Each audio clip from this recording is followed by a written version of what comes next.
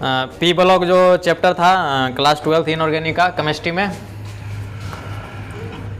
उसमें एक new topic है जिसका नाम है ऑक्सी एसिड। हिंदी में क्या बोलते हैं? ऑक्सी अम्ल। कहीं कहीं लिखा रहेगा ऑक्सो एसिड, ऑक्सो एसिड। तो ऑक्सो अम्ल कहो या ऑक्सी अम्ल कहो, बात एक है। अब देखना जी, सबसे पहला बात इसमें कि एक शब्द आ रहा है एसिड, हिंदी में क्या कहते हैं इसको जी? अम्ल। तो अम्ल क्या है, एक लाइन में थोड़ा समझते हैं। तो एक वैज्ञानिक था जिसका नाम था ब्रोस्टेड एंड लॉरी। क्या जी नाम था? Bronsted and Lowry. तो उन्होंने बोले थे ना कि अगर मतलब किसी चीज़ को अगर हम मैंने कि कोई पदार्थ को जल में डालते हैं और अगर वो प्रोटॉन देता है, क्या चीज़ देता है? प्रोटॉन। पता है H+ को ही प्रोटॉन कहते हैं। हाइड्रोजन आयन जो होता है ना H+, उसी को प्रोटॉन कहते हैं। तो वे पदार्थ जिसको जल में डालने पर अगर H+ प्रदान करे, माने कि प्रोटॉन प्रदान करे, प्रोटॉन मुक्त करे, तो उनके अनुसार कहा जाता था कि वो जो पदार्थ है से क्या है? अम्ल है। ठीक, ऐसे अम्ल देखा जाए तो मुख्य रूप से दो प्रकार के हो सकता है। जैसे देखो, एक है HCl। ठीक, तो HCl को अगर हम जल में डालेंगे तो H पर प्लस और Cl पर माइनस में टूटेगा, तो ये प्राप्त ना हुआ। अरे प्रोटॉन का हो या हाइड्रोजन आयन का हो, बात एक है। अगर लेते हैं H2SO4, इसको अगर जल में डालते हैं तो बोलो H पर प्लस, ठीक, और 2 गो है तो यहाँ 2 से गुना कर देंगे, और SO4 सल्फेट पर 2 गो माइनस हो जाता है। तो देखो हाइड्रोजन आयन प्राप्त हुआ आखिर, यानी कि प्रोटॉन प्राप्त हुआ। तो वही बात बोले थे कि वे पदार्थ जिसको अगर जल में डालते हैं तो प्रोटॉन प्रदान करता है, माने कि H+ निकालता है, मुक्त करता है। तो ब्रोस्टेड एंड लॉरी के अनुसार वो जो पदार्थ होता है से क्या होता है? अम्ल होता है। ठीक, जैसे HCl को जल में डालेंगे तो H+ दे रहा है, HCl अम्ल है, सही बात है। इसका नाम क्या है? Hydrochloric acid. H2SO4 को जल में डालेंगे तो H+ दे रहा है, तो ये भी अम्ल है, सही बात है। इसका नाम क्या है जी? Sulphuric acid. तो यहाँ से 2 भाग में बांट सकते हैं। जैसे देखो, यहाँ से हम ऐसा कह सकते हैं, ये जो एसिड है ये वाला H2SO4, इसमें हाइड्रोजन भी है और ऑक्सीजन भी है। बाकी क्या है उससे मतलब नहीं है, पहले दिखाई दे रहा है कि हाइड्रोजन भी है और ऑक्सीजन भी है। तो इसीलिए इसको बोल सकते हैं ऑक्सी अम्ल। क्या बोल सकते हैं? ऑक्सी अम्ल। यानी कि अब यहाँ से हम लोग याद कर सकते हैं कि ऑक्सी एसिड पढ़ना है तो वैसा एसिड जरा में हाइड्रोजन और ऑक्सीजन एकदम जरूरी होना चाहिए। उसके अलावा कुछ हो सकता है वो अलग बात है, लेकिन हाइड्रोजन और ऑक्सीजन होना चाहिए, तबे ओकरा ऑक्सी अम्ल कहेंगे, तब ना उसके बारे में पढ़ेंगे। लेकिन बताओ, एकरा ऑक्सी अम्ल कह सकते हैं? इसको नहीं ना कह सकते हैं। हाइड्रोजन तो है लेकिन ऑक्सीजन नहीं है, तो इसको बोल सकते हैं अनऑक्सी अम्ल। क्या बोल सकते हैं जी? ना तो इसका एक और नाम है हाइड्रा अम्ल। हाइड्रा अम्ल यानी कि वैसा अम्ल जिसमें हाइड्रोजन उपस्थित रहेगा तो हो गया हाइड्रा अम्ल। ठीक, और वैसा अम्ल जिसमें हाइड्रोजन के साथ साथ ऑक्सीजन भी रहेगा तो उसी को बोलते हैं ऑक्सी अम्ल। तो जितना हाइड्रोजन ऑक्सीजन वाला ऑक्सी अम्ल है उसके बारे में हम लोग यहाँ पर ही पढ़ते हैं। तो इतना में दिक्कत नहीं ना है? अरे इतना में दिक्कत, आगे बढ़ते हैं। तो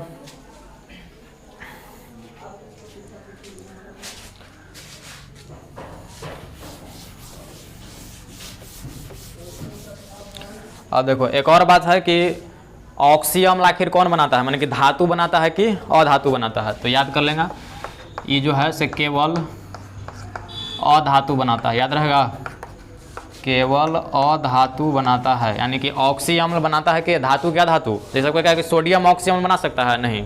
पोटेशियम नहीं, आयरन नहीं, अधातु बनाता है। अधातु में जो मुख्य रूप से मेन जैसे क्लोरीन हो गया, तो क्लोरीन तो हैलोजन में आ जाएगा, तो क्लोरीन, फ्लोरीन, ब्रोमीन, आयोडीन सब हो सकता है, अधातु है। फास्फोरस हो सकता है, सल्फर हो सकता है, नाइट्रोजन हो सकता है। तो जितना भी अधातु है वो ऑक्सी अम्ल बनाता है, धातु ऑक्सी अम्ल नहीं बनाता है।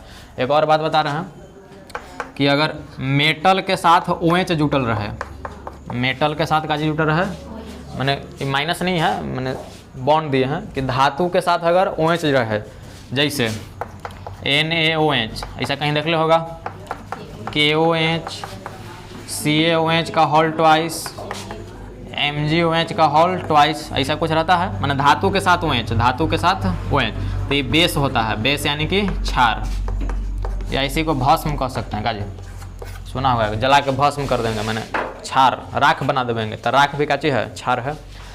लेकिन अगर यही नॉन मेटल के साथ रहे, नॉन मेटल के साथ OH जुटा रहे, नॉन मेटल माने क्या?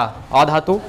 तो अधातु के साथ जब OH जुटा रहेगा ना तो वो बेस यानी कि क्षार नहीं होता, वो क्या होता है? एसिड होता है। क्या होता है जी? एसिड। और एसिड में भी कौन एसिड? हाँ, ऑक्सी या ऑक्सो एक है, ऑक्सी एसिड होता है। जैसे अगर हम यहाँ लिखते हैं एस क्या है? सल्फर है, जो कि अधातु है। ठीक, तो अगर इसके साथ H जुटा हुआ रहे तो ये अम्ल नहीं है। मैंने अम्लीय प्रकृति होता है लेकिन बहुत कम होता है एस के साथ अगर एच है। लेकिन अगर यही एस के साथ आ जाए क्या चीज ओ एच, तो देखो जी एस हो गया नॉन मेटल, अब इसके साथ हो गया ओ एच, तो कहने का मतलब कि इसमें अम्लीय प्रकृति का गुण बहुत ज़्यादा हो जाता है। तो अगर अधातु के साथ ओ एच रहे ना तो एसिड होता है, ऑक्सी एसिड कह सकते हैं, माने अम्लीय प्रकृति का गुण ज़्यादा हो जाता है। लेकिन अधातु के साथ अगर हाइड्रोजन रहे तो अम्लीय प्रकृति बहुत कम हो सकता है, ना तो नहीं हो सकता है। लेकिन अगर धातु के साथ ओ एच जुटा हुआ रहे तो क्या हो जाएगा, बेस हो जाएगा। जैसे NaOH KOH ये सब क्या है जी, क्षार है, या इसी को काची कहते हैं, भस्म कहते हैं।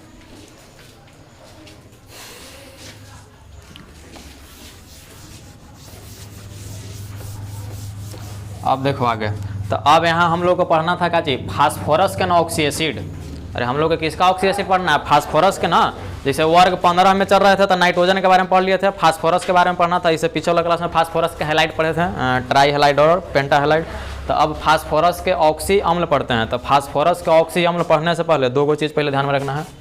एक होता है सफिक्स क्या चीज़, सफिक्स, इसको हिंदी में क्या बोलते हैं, अनुलग्न। हिंदी में क्या बोलते हैं जी, अनुलग्न। सफिक्स को बाद में लगाया जाता है, ठीक ना। और एक होता है परफिक्स, यानी कि पूर्व लग्न, सबसे पहले। तो जो पहले लगता है उसको परफिक्स कहते हैं, जो बाद में लगता है उसको क्या बोलते हैं, सफिक्स कहते हैं। तो यहाँ से देखेंगे फास्फोरस के ऑक्सी अम्ल पढ़ने से पहले सफिक्स के बारे में। तो इस सफिक्स जो है सो दो भाग में बढ़ जाएगा। क्या भाग में, बोलो, दो भाग में। एक होगा ईक एसिड, क्या होगा, ईक एसिड, माने कि अंत में काचे लगा रहेगा ईक। और एक होगा ऑस एसिड, ऑस, अंत में काचे लगा रहेगा ऑस। जैसे कुछ तत्व ले रहते हैं तो तत्व में कौन ले लेंगे, धातु क्या धातु, अरे यार धातु ना ऑक्सी अम्ल बनाता है, अभी ना बताएं। जैसे अगर यहाँ लेते हैं सल्फर एस, ठीक, तो इसमें अगर ईक जोटेंगे तो याद होगा कि सल्फ्यूरिक, ऐसा कहीं सुना होगा या पढ़ा होगा, सल्फ्यूरिक एसिड, ठीक। तो वैसे यहाँ पर क्या हो जाएगा, सल्फ्यूरस हो जाएगा ना, होगा जी। जैसे अगर ईक लग रहा है तो सल्फ्यूरिक, तो वैसे अगर अस लगे तो सल्फ्यूरस, ठीक। अब आगे देखो, अगर फास्फोरस रहे, ठीक, तो हो जाएगा फास्फोरिक एसिड। और यहाँ का हो जाएगा फास्फोरस एसिड, ठीक। अगर नाइट्रोजन रहे तो बोलो नाइट्रिक एसिड, और यहाँ हो जाएगा नाइट्रस एसिड। अगर क्लोरीन रहे तो देखो क्लोरीन में तो हाइड्रोजन है, अरे हाइड्रोजन समझे ना, क्लोरीन है, तो इसके जगह फ्लोरीन भी हो सकता है, ब्रोमीन आयोडीनो हो सकता है, लेकिन एक हम लिख रहे हैं क्लोरीन। तो क्लोरीन रहेगा तो पता है क्या लिखाएगा, क्लोरिक एसिड, क्या लिखाएगा, क्लोरिक एसिड। और यहाँ का हो जाएगा क्लोरस एसिड, ठीक। तो ई साइड वाला खाली याद रखना है, ई साइड वाला सुने रहा, आर एम मैंने रट्टा मारो, क्या समझा। तो ई साइड वाला याद रहेगा ना तो अपने आप ई साइड वाला याद हो जाएगा। देखो कैसे, सल्फ्यूरिक अम्ल का फार्मूला क्या होता है, यहाँ लिख रहे हैं H2SO4 होता है ना, होता है। फॉस्फोरिक का क्या होता है, H3PO4। नाइट्रिक का क्या होता है, HNO3।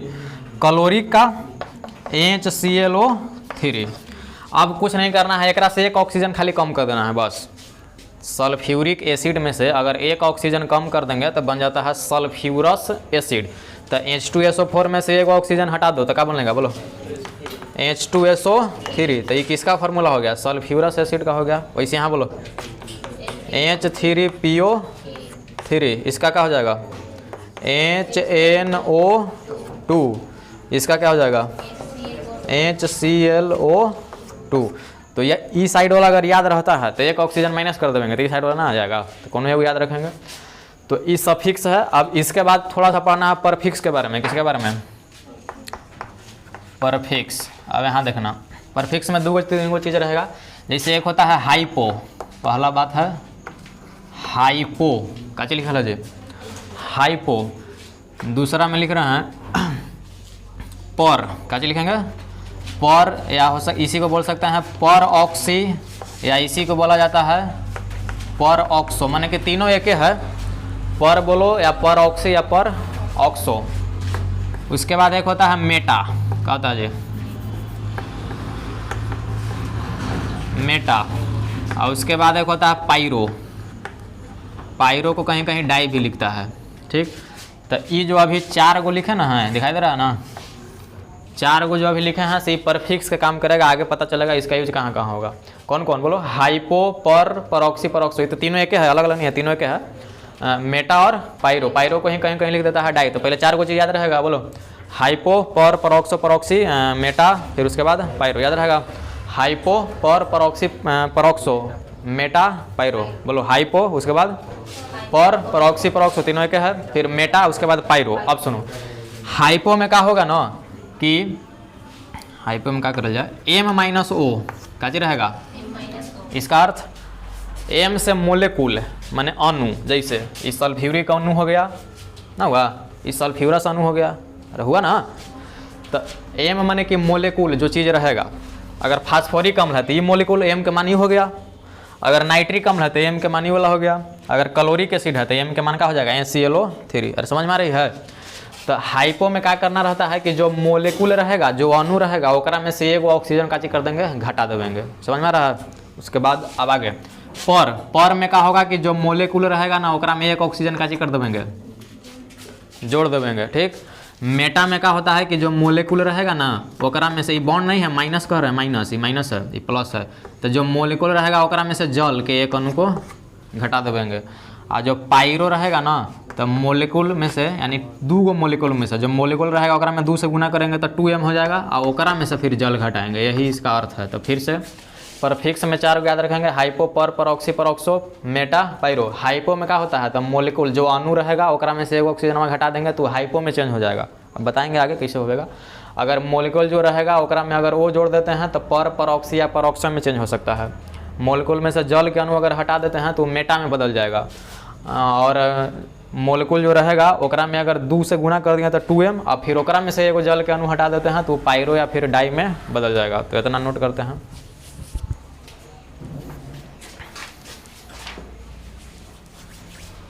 देखो जी, अब हम लोग पढ़ेंगे oxy acid of phosphorus, special phosphorus का ऑक्सी एसिड कौन कौन होता है। तो देखो इसमें जो मेन चीज़ है उसको याद रखेंगे, फास्फोरिक एसिड। किसको याद रखेंगे जी? फास्फोरिक एसिड रहेगा ना, तो फास्फोरिक एसिड अगर याद इसका फार्मूला है तो इसी के द्वारा परफिक्स और सफिक्स जोड़ के जितना भी इसका ऑक्सी एसिड होता है सब प्राप्त हो जाएगा। तो देखना ध्यान से, यहाँ पर हम लिख रहे हैं बीचे बीचे फास्फोरिक एसिड। फास्फोरिक एसिड क्या लिखा हुआ है जी?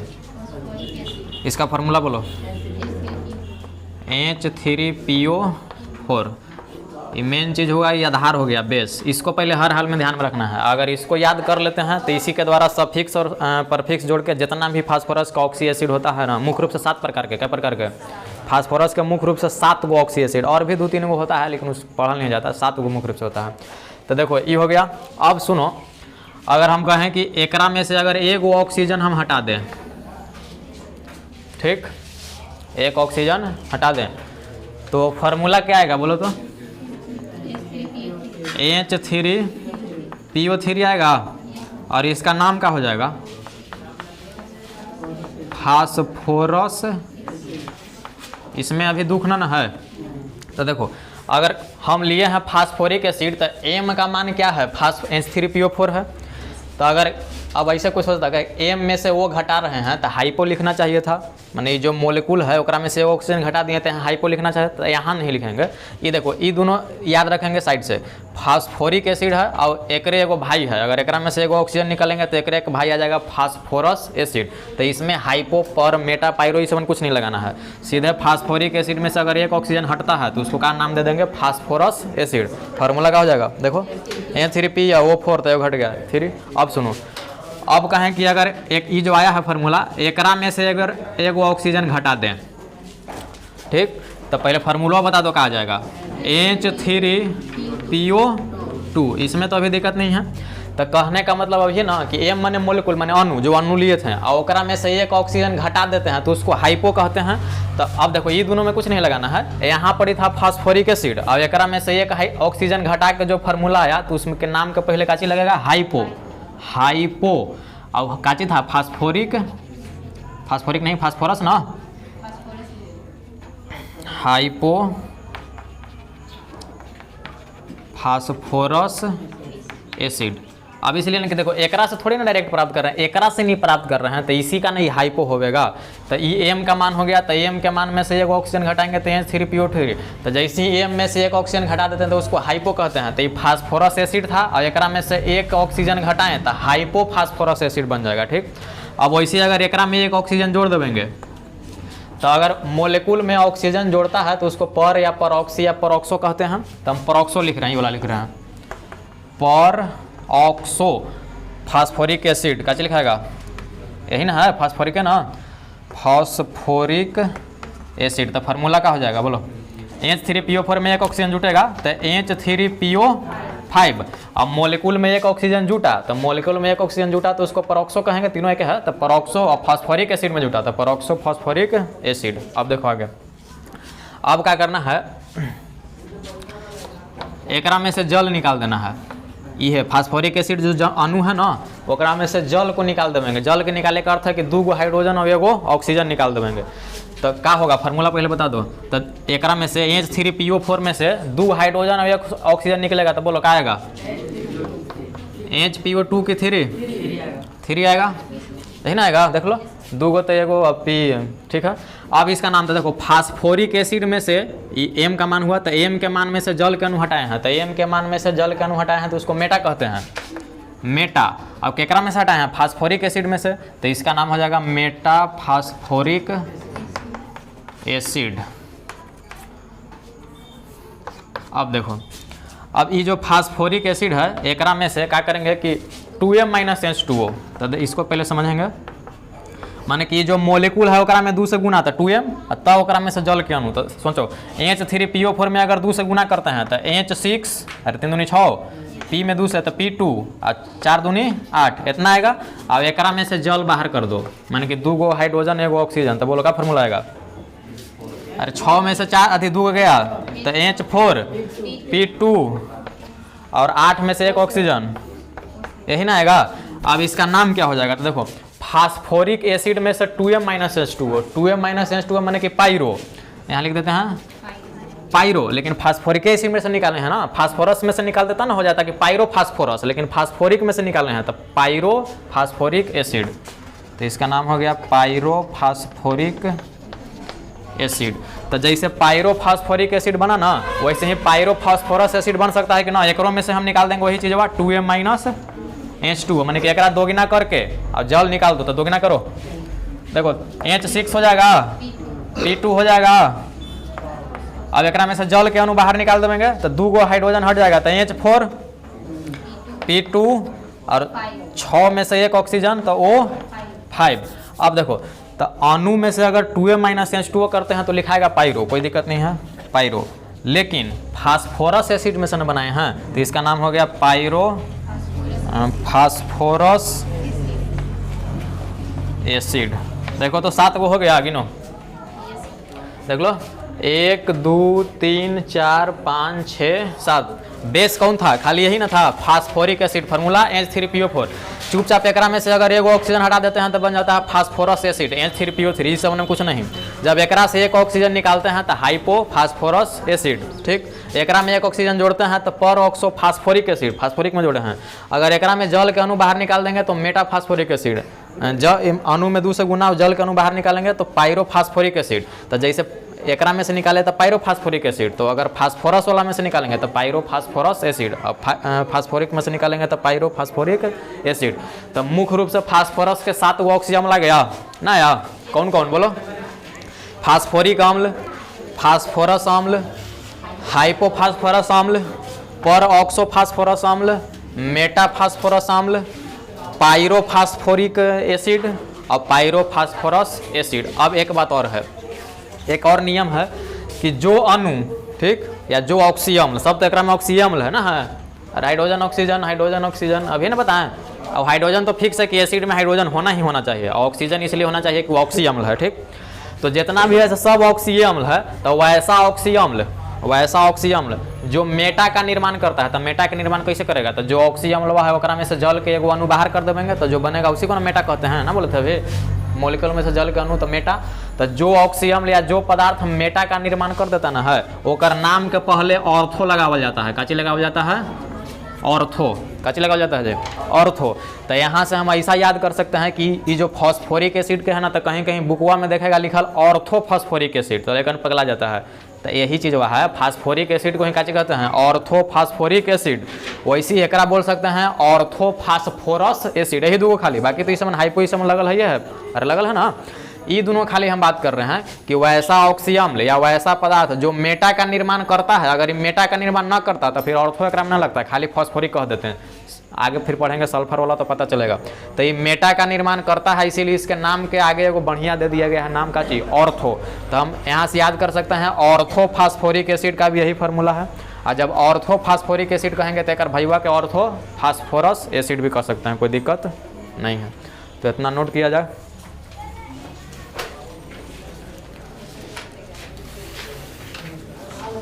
हम लोग का टॉपिक था फास्फोरस का ऑक्सी एसिड, ठीक ना, जिसमें फास्फोरस के मुख्य रूप से ऑक्सी एसिड की संख्या कितना था? 7। 2 और था लेकिन मुख्य रूप से 7 था, ठीक ना।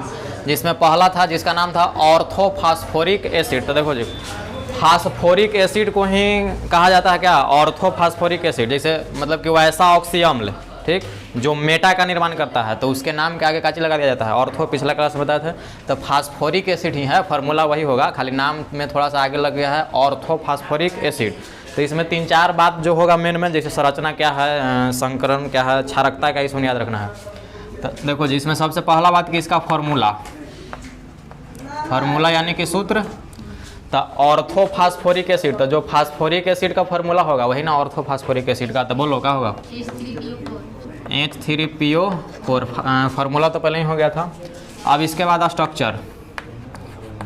स्ट्रक्चर यानी कि संरचना। अब देखो, तो H3PO4 माने कि ऑर्थोफास्फोरिक एसिड का संरचना कैसे बनेगा? तो ध्यान रखना, अगर फास्फोरस के ऑक्सी अम्ल का संरचना बनाएंगे तो देखना जी, ये एकदम फिक्स है कि P डबल बॉन्ड O आएगा।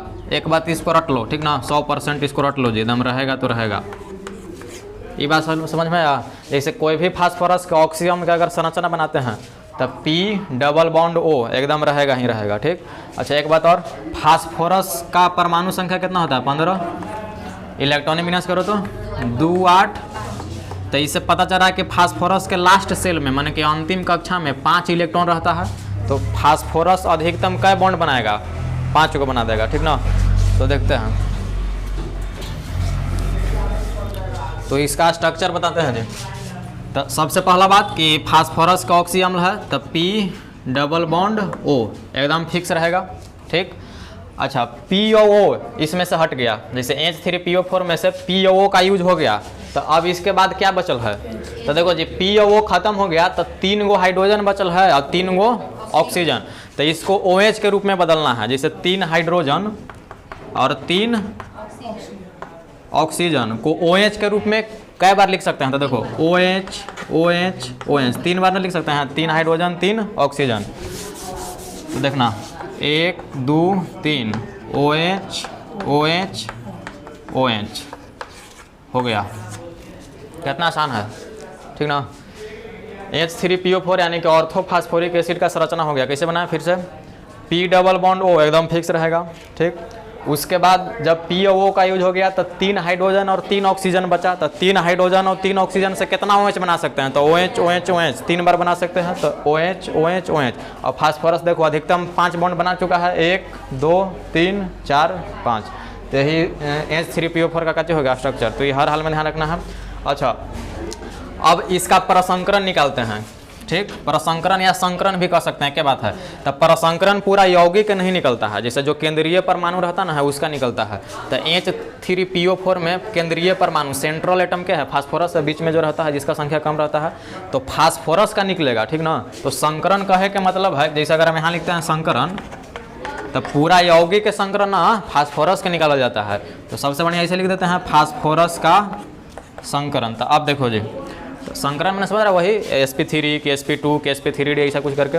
तो ध्यान देना, इसका एक शॉर्ट फार्मूला बनाते हैं कि अगर मतलब कि कोई भी यौगिक में किसी तत्व का यानी केंद्रीय परमाणु का संकरण निकालना है तो इसके लिए फार्मूला है सिग्मा बंध या बंधन या बॉन्ड प्लस लोन पेयर याद रहेगा, एकदम आसान है जी। परसंकरण निकालने के लिए कौन फार्मूला लगाएंगे बोलो? Sigma bond plus lone pair. अब देखो तो सिग्मा बॉन्ड माने कि सिंगल बॉन्ड, माने कि जाएगो सिंगल बॉन्ड उतना ही ओकरा में सिग्मा बॉन्ड होता है, और लोन पेयर जो अभिक्रिया में भाग नहीं लेता है डॉट के रूप में बच जाता है। अब देखो यही ना फास्फोरस है, तो देखो ये सिंगल है तो ये सिग्मा है, बोलो ना जी, ये भी तो सिग्मा है, ये भी सिग्मा है। अब देखो यहाँ डबल बॉन्ड आ गया है, तो पता होना चाहिए कि डबल बॉन्ड में एगो सिग्मा रहता है, एगो पाई, पहिल का सिग्मा दूसर का पाई। तो अब यहाँ से सिग्मा बंद बताओ एकरा में कएगो, तो देखो 1 2 3 4 प्लस लोन पेयर डॉट के रूप में, इस सब क्रिया में मैंने जो इलेक्ट्रॉन भाग नहीं लेता बच जाता है, तो ऐसा कोई है नहीं, इसका तो 5 बॉन्ड तो पूरा है, बचल थोड़ी है इलेक्ट्रॉन, तो लोन पेयर इसमें है ही नहीं है, मैंने कहती है 0 है।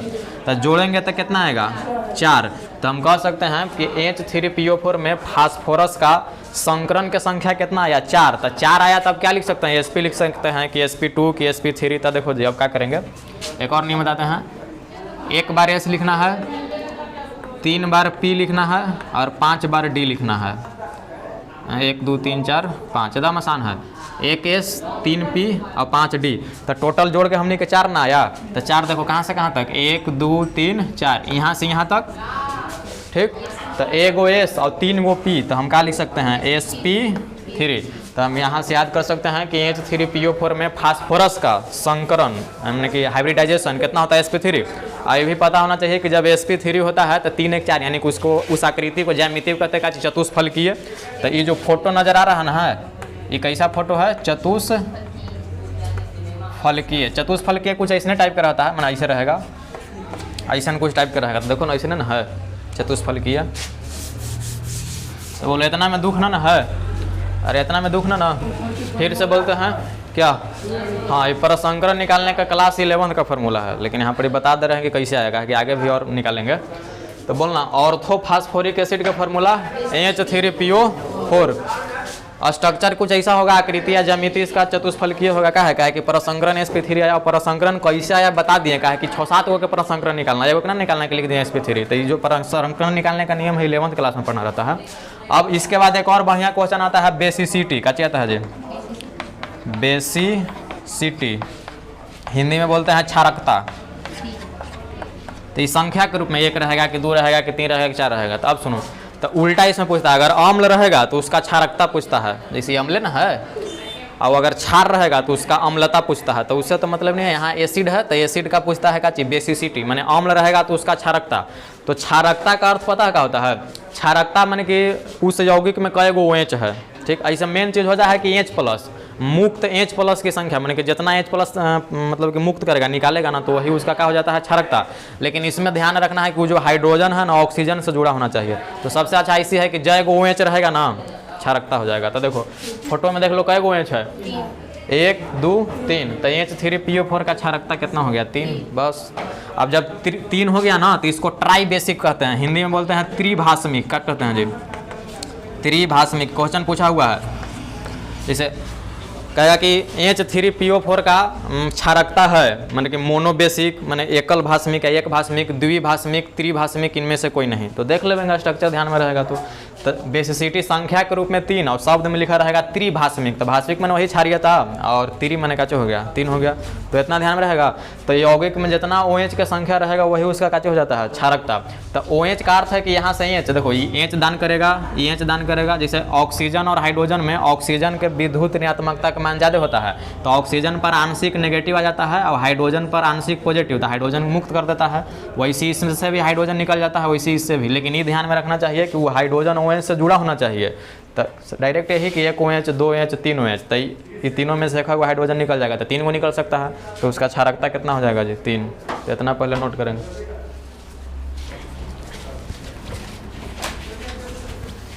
ऑक्सीडेशन नंबर माने ऑक्सीकरण संख्या। तो ऑक्सीकरण संख्या भी कोई तत्व के निकालेंगे। तो इसमें जो सेंट्रल एटम है फास्फोरस का ऑक्सीकरण संख्या, माने क्वेश्चन आएगा कि H3PO4 में फास्फोरस का ऑक्सीकरण संख्या कितना होता है। तो उसको देखते हैं कैसे निकलेगा। फास्फोरस का ON समझ आएगा, ऑक्सीडेशन नंबर कहीं कहीं लिख देगा OS, ऑक्सीडेशन स्टेट, माने ऑक्सीकरण अवस्था का हो या ऑक्सीकरण नंबर का हो, फास्फोरस का वही आने वाला है, चेंज नहीं होगा। तो फास्फोरस का ऑक्सीकरण संख्या कैसे निकालेंगे, तो ये भी 11th क्लास में पढ़ाया गया था। ऑक्सीकरण संख्या कैसे निकाला जाता है, देखो फार्मूला यही ना है, H3PO4 अरे ना है, फास्फोरस के हमरा निकालना है, तो जिसका निकालना है उसको x माना जाता है। तो देखो हाइड्रोजन के होता है +1 ऑक्सीकरण संख्या, H पर प्लस होता है। तो या ऐसा भी कह सकते हैं हाइड्रोजन पहला वर्ग में है, तो हाइड्रोजन याद रखना पड़ेगा 2-3 चीज़। हाइड्रोजन का हो जाएगा +1, ऑक्सीजन का होता है -2, इतना कम से कम अभी याद करो। तो हाइड्रोजन के +1 और 3 गो है, तो 3 से गुना करेंगे प्लस जी, फास्फोरस के निकालना है तो x प्लस ऑक्सीजन के -2 और 4 गो है तो 4 से गुना और बराबर में 0, 0 इसलिए कि इस पर कोई चार्ज नहीं है तो बराबर में 0। अब हल करो तो 3 + x प्लस माइनस माइनस और 2 में 4 से गुना तो 8 बराबर 0। अब बोलो तो ऐसा लिख सकते हैं x - 5 बराबर 0। और इसको हल करेंगे तो यहाँ से हम निकाल सकते हैं कि x बराबर +5। तो फास्फोरस का जो ऑक्सीडेशन नंबर आएगा कितना आएगा, +5 आएगा। ऑक्सीकरण संख्या को हमेशा चिन्ह के साथ लिखा जाता है। लेकिन एक और तरीका है इसका निकालने का, देखो ये तो ऐसे निकाल लिए, कोनो में दिक्कत हो जाता है, नहीं आता है, ठीक ना। अब सुनो, अभी बताएं कि हाइड्रोजन के याद रख लेना है कितना, +1, ऑक्सीजन का -2, एक और याद करो OH का -1 याद होगा, हाइड्रोक्साइड आयन OH पर -1, तो ये 3 याद रखो, काम बन जाएगा। तो देखो स्ट्रक्चर से सीधा 5 आ जाएगा। देखो कैसे, ये OH है तो कितना है कर -1 लिखते हैं थोड़ा सा समझने के लिए। इस OH का भी कितना, और इस OH का भी, और ये ऑक्सीजन के, अभी इसको छोड़ देते, एक हमरा निकाल ही है का, इसका निकालना है। तो ऐड करो सब के, टोटल कितना आया, अरे 1 2 3 और 2 5 -5, अरे -1 -1 तो -3 और -2 तो -5 ऐड कर ला पाएगा। तो इसका ऑक्सीकरण संख्या ऑपोजिट हो जाएगा, माने कि इस सब के जोड़ला पर -5 आया ना, तो इसका ऑपोजिट कर दो फास्फोरस के +5 आंसर। तो देखो 5 आया था कि नहीं आया था। तो ऐसे भी निकाल सकते हैं, डायरेक्ट यहीं पर इसे निकाल सकते हैं। सब के किनारे वाला के जोड़ लेंगे, OH OH OH और वो, तो वो के -2, OH के -1, तो 1 2 3 और 2 5, तो टोटल हो गया -5। तो खाली अपोजिट कर दो +5, फास्फोरस ऑक्सीकरण संख्या आंसर। तो यहाँ से ऐसा भी ऑक्सीकरण संख्या निकाल सकते हैं। तो इतना में दुख न है। अब देखो, अब इसके बाद पढ़ेंगे एक और इसमें मेन चीज़ है कि H3PO4 का एनहाइड्राइड का होता है, और फिर जो एनहाइड्राइड आएगा उसका फिर स्ट्रक्चर क्या होता है, तो इसके बाद पढ़ेंगे। पहले ऑक्सीकरण संख्या वाला नोट करो जल्दी। हाइड्राइड हिंदी में भी वही होगा, माने जो ऑर्थोफॉस्फोरिक एसिड है ना उसका एनहाइड्राइड का होगा। तो एनहाइड्राइड का होगा, जो आएगा वही एनहाइड्राइड होगा। तो देखना ध्यान से, सुनो जी, सबसे पहले H3PO4 लिखेंगे, ठीक, और इसका डाइमर बनाएंगे। काची बनाएंगे, डाइमर। डाई माने काची होता है, 2, माने कहने का मतलब कि H3PO4 अब एक H3PO4 दोनों को आपस में जोड़ देंगे, माने H3PO4 के दोगुना कर देंगे, तो उस संरचना को काची बोलते हैं, डाइमर। माने कि जब 2 अणु आपस में मिल जाएगा तो उसको डाइमर कहते हैं, बात खत्म होगा। तो H3PO4 यही ना था, इसका डाइमर बनाओ। तो डाइमर माने कोई चीज 2 गो अणु, माने 2 से गुना कर दो तो क्या हो जाएगा, H6 बोलो P2O8, यही ना होगा। अब देखो अब क्या करना है, एकरा में से अधिकतम जल बाहर करना है। जल माने का H2O, माने कि 2 गो हाइड्रोजन 1 गो ऑक्सीजन होता है। तो अधिक से अधिक कितना बाहर कर सकते हो, ये लिख रहे हैं, अधिकतम जल बाहर। तो अधिकतम जल बाहर कितना करेंगे, तो हाइड्रोजन से पता चल जाएगा। अगर एक जल के अगर 1 अणु निकालते हैं तो 2 हाइड्रोजन एकरा में से बाहरी होगा, तो याव बच रहा है। 2 गो हटाएंगे तो 4, तो 3 गो हटा सकते हैं ना, हटा सकते हैं। अरे जल के 3 अणु हटाएंगे तो 6 हाइड्रोजन, और देखो ना 6 ना है, अधिक से अधिक हटा देना है। अब 6 से ज़्यादा तो हटेगा नहीं।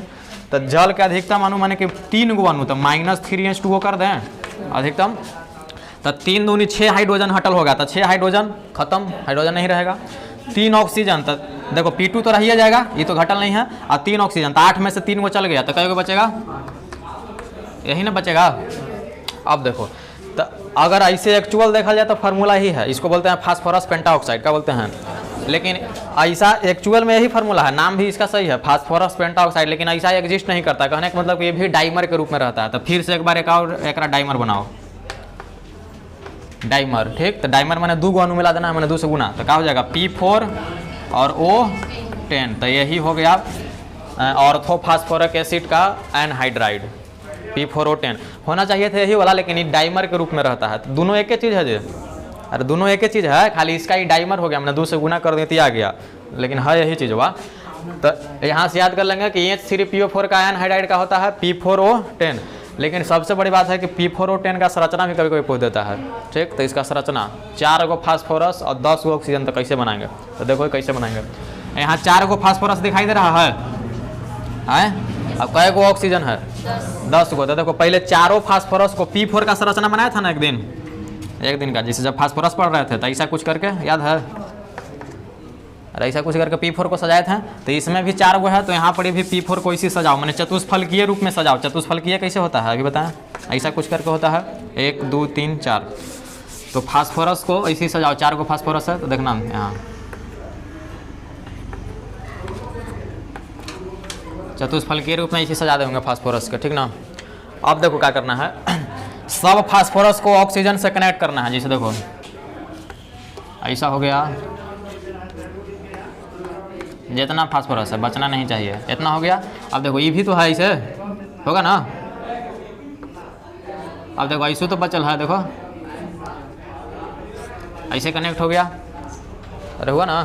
अब देखो अब कै गो फास्फोरस से कै गो, तो फास्फोरस 1 2 3 4 गो का यूज हो गया। ऑक्सीजन का यूज हुआ, देख लो 1 2 3 4 5 6, तो 4 गो चाहिए। तो जहाँ जहाँ फास्फोरस है ना, सबके डबल बॉन्ड के द्वारा एक ऑक्सीजन पकड़ा दो। काहे कि देखो फास्फोरस 1 2 3 बंध बनाया है, अधिकतम 5 गो चाहिए ना, तो ऐसा होगा, हो गया। फिर इसका भी ऐसा कर देंगे, यहाँ पर भी ऐसा कर देंगे, हो गया होगा। बना भी आएगा जी, आसान है, एक बार आप बनाएंगे, आसान है। तो P4O10 का यही संरचना है, इसको ध्यान में रखना। तो एक बार आप बनाते हैं, पहले अभी नोट करेंगे।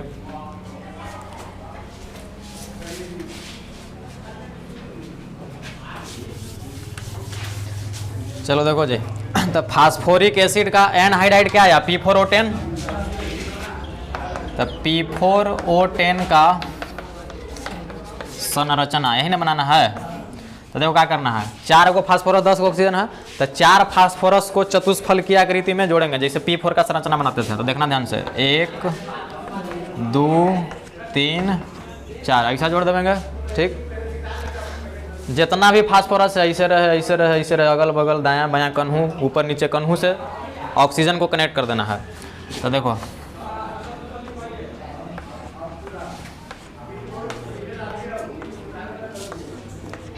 होगा। फिर देखो ये भी तो है, ठीक। अभी फास्फोरस ऐसे कहीं टेढ़ा करके कर देगा, इसे कोई दिक्कत नहीं, उससे कोई ऐसे कर देगा, इसे बात एक है, टेंशन नहीं लेना है। तो आप देख रहे हैं कि 1 2 3 4 ऑक्सीजन फास्फोरस का यूज हो गया है। 1 2 3 4 5 6 ऑक्सीजन का यूज हो गया। तो कै गो बचल है, 4 गो बचल है। तो चारों जगह फास्फोरस को एक ऑक्सीजन पकड़ा देंगे डबल बॉन्ड के द्वारा। कहा कि फास्फोरस अधिकतम मतलब कि लास्ट सेल में 5 इलेक्ट्रॉन था, शुरू में बताया अधिकतम 5 बॉन्ड बनाएगा, जेकर अभी 3 बॉन्ड ना पूरा है, तो गलत ना हो जाएगा। जब 3 बॉन्ड पूरा है तो लोन पेयर बचना चाहिए, तो यहाँ तो बॉन्ड पूरा हो जाएगा, लोन पेयर नहीं बचेगा। तो 3 और 2 5 और डबल बॉन्ड पकड़ा देंगे। ऑक्सीजन को ऐसे भी डबल बॉन्ड चाहिए, वैसे यहाँ हो जाएगा ऐसा कुछ, यहाँ ऐसा कुछ, और यहाँ हो गया होगा। P4O10 का सारा ज़्यादा आसान है। फास्फोरस का दूसरा ऑक्सी एसिड पढ़ेंगे, जिसका नाम है ऑर्थोफास्फोरस एसिड। पहला था ऑर्थोफास्फोरिक, यह है दूसरा का जो ऑर्थोफास्फोरस। तो फास्फोरस एसिड के नाम के पहले ही ऑर्थो लगा दिया गया है। तो देखना, सबसे पहला बात का चाहिए फॉर्मूला, तो बोलो क्या होगा, H3PO। जैसे फास्फोरिक H3PO4 में से एक ऑक्सीजन, तो H3PO3 फास्फोरस हो जाता है। अब स्ट्रक्चर ना, तो संरचना बोलो कैसे बनेगा, तो देखो ना, दिमाग लगाओ, फिर से बोले P डबल बॉन्ड वो एकदम फिक्स रहेगा, इसमें तो दुख ना है। तो देखना P डबल बॉन्ड ओ एकदम फिक्स कर दिए। अब देखो आगे, अब देखो जी, एकरा में से P और O निकल गया, तो बताओ क्या क्या बचा। जैसे P और O निकल गया, तो 3 गो हाइड्रोजन बचा और 2 गो ऑक्सीजन बचा। तो 3 हाइड्रोजन और 2 ऑक्सीजन से OH के कई गो जोड़ा बना सकते हैं, 2 गो ना बना सकते हैं, क्या कि टोटल 2 ऑक्सीजन ना है। 3 गो हाइड्रोजन और 3 गो ऑक्सीजन रहता तब ना 3 गो बनता, तो 2 गो बनेगा। फिर से कोई भी ऑक्सी एसिड बनाएंगे फास्फोरस के, तो P डबल बॉन्ड एकदम फिक्स है, हट जाओ पहले, तो P डबल बॉन्ड वो दे दिए। तो P और O निकल गया, तो 3 हाइड्रोजन और 2 ऑक्सीजन बना, तो 3 हाइड्रोजन और 2 ऑक्सीजन से OH के कई गो, तो 2 गो जोड़ा बनेगा। तो देखना, एक OH 2H, ठीक ना, थोड़ा सा टेढ़ा हो गया।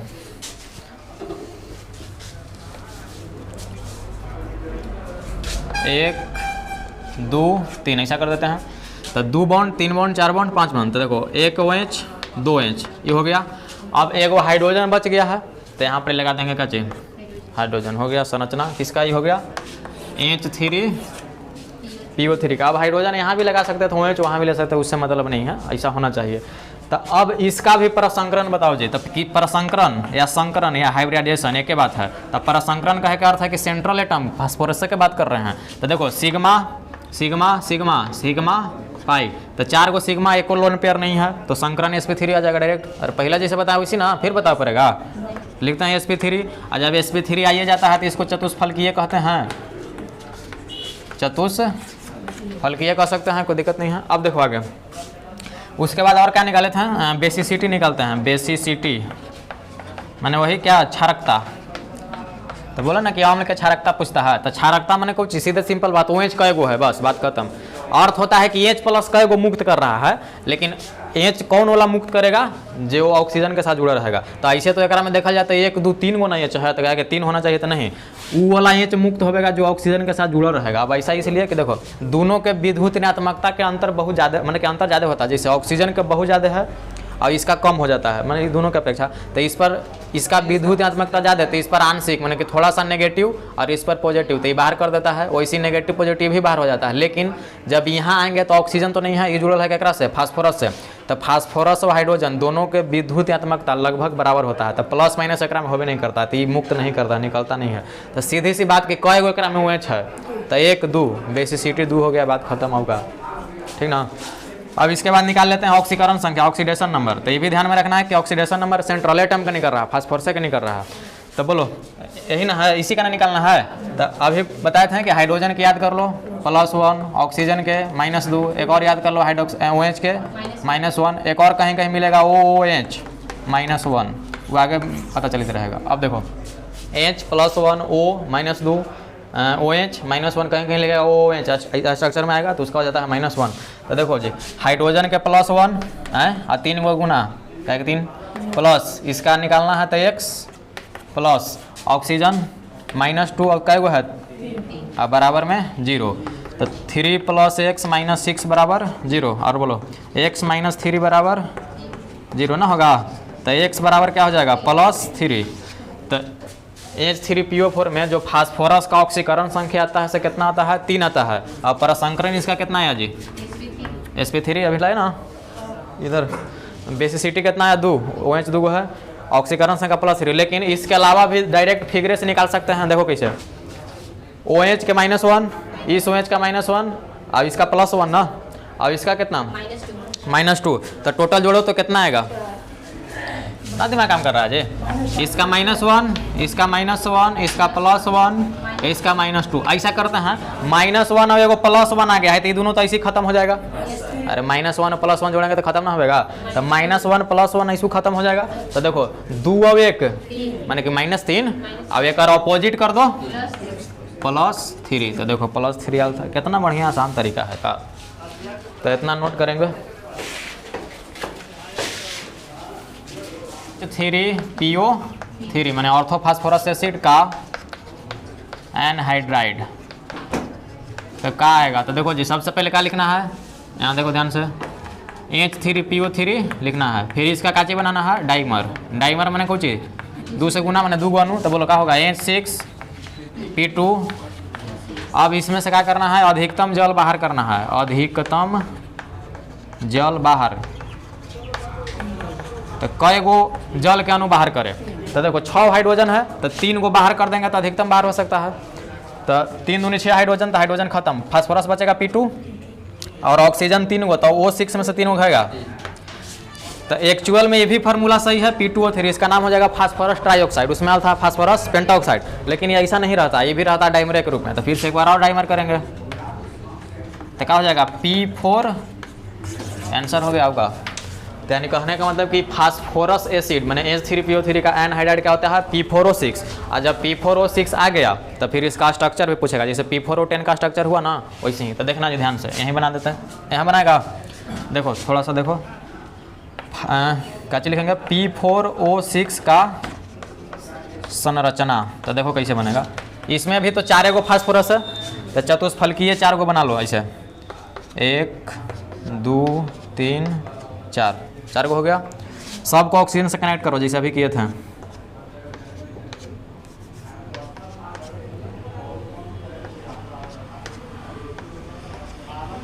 हो गया।